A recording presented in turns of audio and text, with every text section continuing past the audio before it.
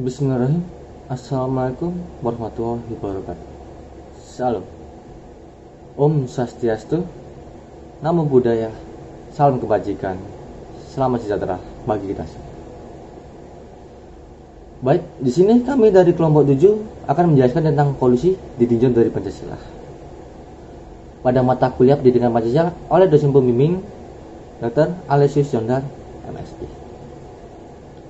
Izin kami mengenalkan diri, saya Ali Zarafi Rashid dari jurusan Psikologi, Fakultas Psikologi dengan NIM 151220006. Saya Natania Astrid Amanda dengan NIM 151220010. Saya Siti Rahmawati dengan NIM 1512200013.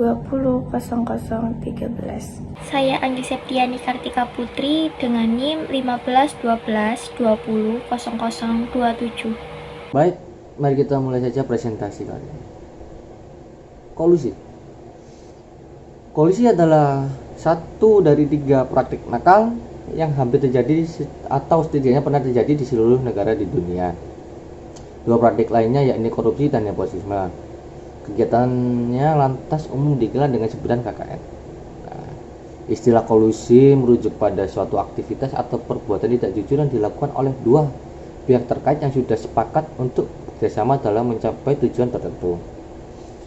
Misalnya memainkan harga pasar.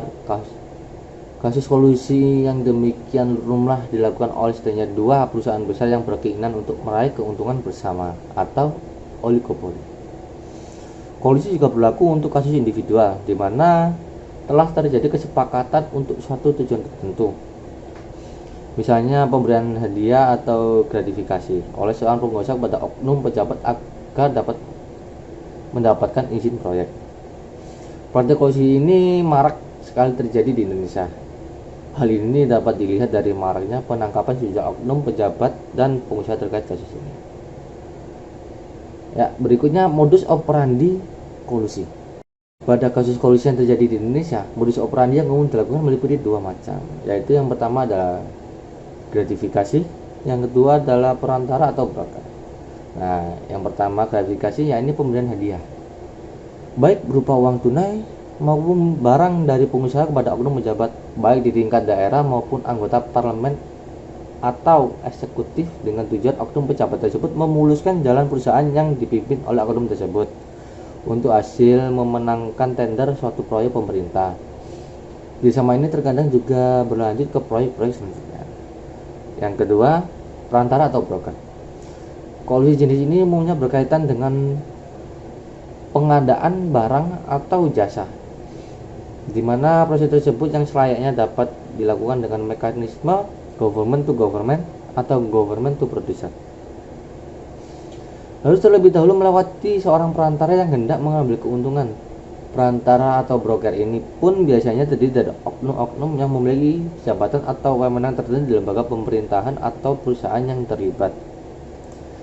Ya, berikutnya ada 2 kasus-kasus kolusi. Yang pertama, Ombudsman temukan praktik kolusi di PPDB DIY, yaitu kursi sisa untuk orang yang dekat dengan dinas pendidikan. Dan yang kedua, temuan dugaan kolusi di bisnis tes PCR, yaitu harga tes PCR di Indonesia menjadi relatif lebih mahal dibandingkan negara lain. Yang berikutnya akan dijelaskan oleh teman saya. Oke, di sini saya akan membahas kasus yang pertama. Kasus yang pertama itu ombudsman ya. Ombudsman itu apa sih? Ombudsman itu kayak badan penyelenggaraan pelayanan publik ya. Itu menemukan adanya praktik kolusi. Nah, penemukannya itu dari evaluasi dan hasil pemantauan dari penerimaan peserta didik baru SMP atau MTS dan SMA atau SMK. Jadi kayak pihak-pihak gitu kan, pihak-pihak yang memiliki kedekatan dengan pihak sekolah itu akan mendapatkan akses lebih. Nah, akses lebihnya itu kayak kan kayak peserta didik baru kan menerima siswa gitu kan. Nah, itu kayak minta kursi kosong. Jadi dimintain bagian agar mendapatkan kursi tersebut. Baik, di sini saya akan melanjutkan kasus yang kedua, yaitu temuan dugaan kolusi di bisnis tes PCR. Mantan penyidik KPK Novel Baswedan mengatakan bahwa dia menemukan dugaan korupsi, kolusi, dan nepotisme dalam bisnis tes PCR di Indonesia, bahwa dia mengatakan dugaan itu dia temukan setelah melakukan penyelidikan awal. Lalu dia mengatakan, saya dan kawan-kawan melakukan penyelidikan dengan singkat dan menemui pihak-pihak yang mengetahui soal ini.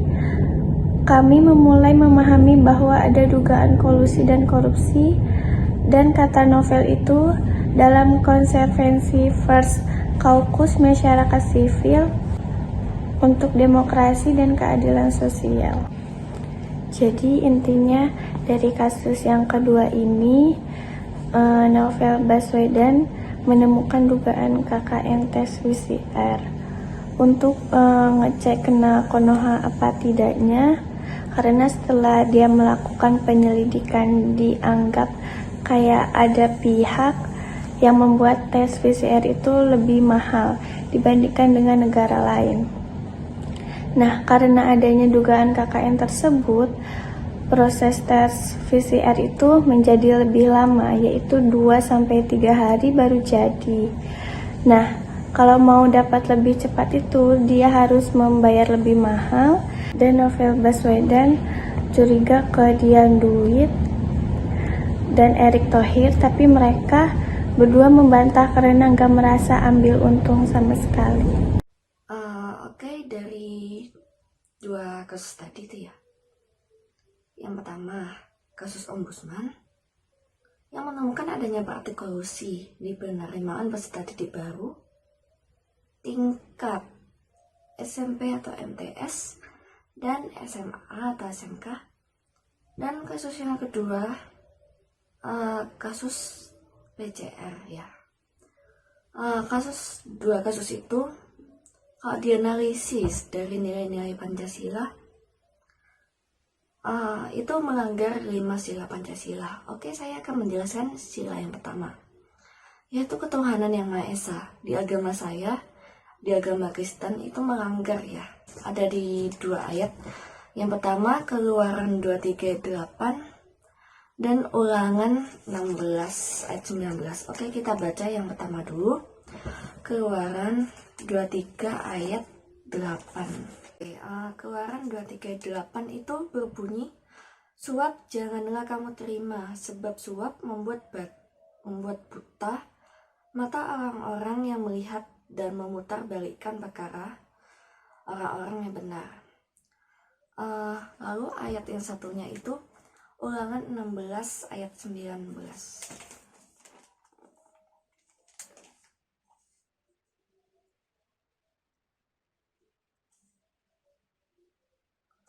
Oke, Ulangan 16 ayat 19 itu berbunyi, janganlah memutarbalikkan keadilan, janganlah memandang bulu, dan janganlah menerima suap. Sebab suap itu membuat buta mata orang-orang yang bijaksana dan memutarbalikkan perkataan orang-orang yang benar. Oke, dari 2 kasus tadi itu ya. Saya akan membahas sila yang pertama yang berbunyi ketuhanan yang Maha Esa, dan jika kita melakukan tindakan kolusi berarti sama saja kita telah membohongi Tuhan. Dan dalam agama saya, agama Islam, dalam Al-Quran itu Allah Subhanahu wa Ta'ala berfirman dalam surat An-Nisa ayat 29 yang artinya, hai orang-orang yang berfirman, janganlah kamu saling memakan harta sesamamu dengan jalan yang batil, kecuali dengan jalan peniagaan yang berlaku dengan suka sama suka di antaranya kamu, dan janganlah kamu membunuh dirimu. Sesungguhnya Allah adalah Maha Penyayang kepadamu. Baik, lalu di sini ada lanjutannya dari surat An-Nisa tadi. Jadi di sini ada surat Al-Baqarah ayat 188 yang artinya, dan janganlah kamu memakan harta di antaranya kamu dengan jalan yang batil. Dan janganlah kamu menyuap dengan harta itu kepada para hakim, dan dengan yang dimaksud agar kamu dapat memakan sebagian harta orang itu dengan jalan dosa, padahal kamu sudah mengetahuinya. Ya. Ditinjau dari sila kedua yang berbunyi kemanusiaan yang adil dan beradab. Sila ini memiliki makna untuk memperlakukan sesama manusia sebagaimana mestinya dan melakukan tindakan yang benar.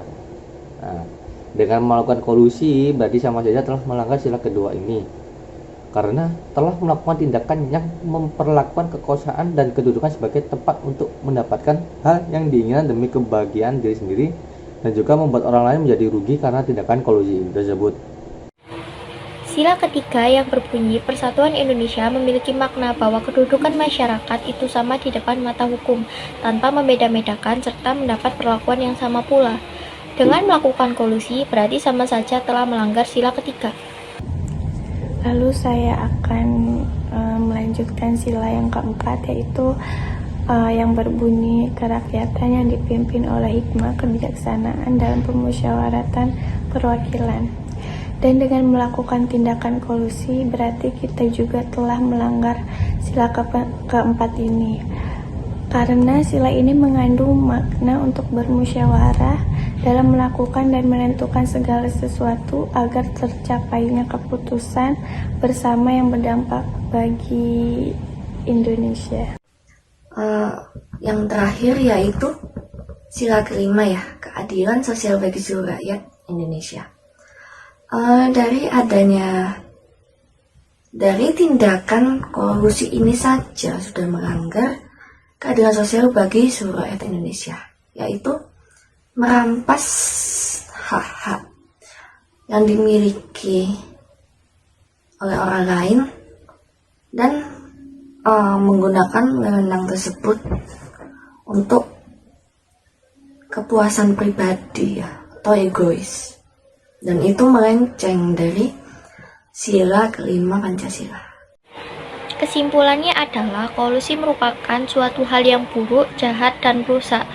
Menurut lembaga OJK, kolusi merupakan persekongkolan di antara dua pihak atau lebih guna melakukan tindakan yang seolah-olah tindakan tersebut wajar, akan tetapi tindakan tersebut dilakukan guna memperoleh keuntungan dengan cara merugikan pihak lainnya.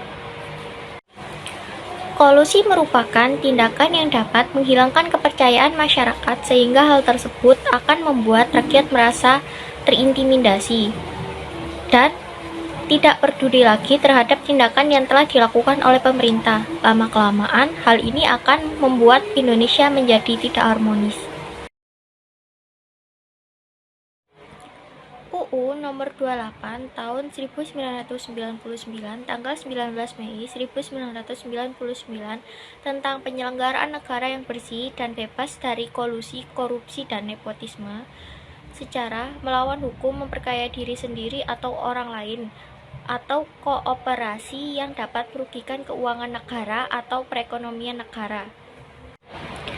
Pasal 2 Undang-Undang Nomor 31 Tahun 1999.